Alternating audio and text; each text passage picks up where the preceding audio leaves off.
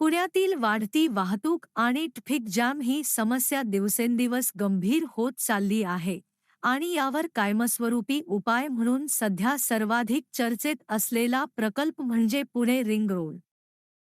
हा प्रकल्प पूर्ण झाल्यानंतर पुण्याचा ट्रॅफिक सिस्टम पूर्णपणे बदलणार असल्याचं सांगितलं जात आहे आणि आता या प्रकल्पाबाबत काही महत्त्वाचे नवीन अपडेट्स समोर आले आहेत. पुणे रिंग रोड हा सुमारे 170 किलोमीटर लांबीचा मोठा प्रकल्प असून तो संपूर्ण शहराभोवती एक सर्क्युलर रोड तयार करणार आहे. हा रस्ता 6 ते 8 लेनचा असेल आणि तो पुणे नाशिक, पुणे मुंबई, पुणे सोलापूर आणि पुणे सातारा या प्रमुख महामार्गांना जोडणार आहे. त्यामुळे शहरातील वाहतूक थेट बाहेर वळवली जाईल आणि शहराच्या आत होणारी गर्दी मोठ्या प्रमाणात कमी होईल. सध्या या प्रकल्पाचं काम वेगवेगळ्या टप्प्यांमध्ये सुरू आहे.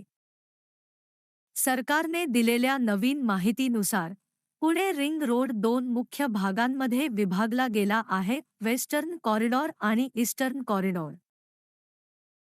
यामध्ये वेस्टर्न भागाचं काम 2026 पर्यंत पूर्ण होण्याचं लक्ष्य आहे, तर ईस्टर्न भाग 2028 पर्यंत पूर्ण होण्याची शक्यता आहे.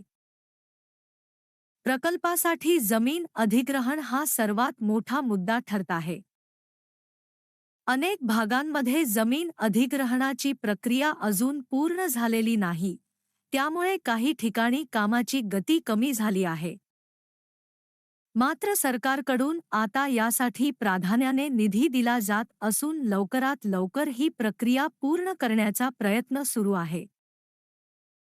या रिंग रोडमध्ये अत्याधुनिक सुविधा देखील असणार आहेत.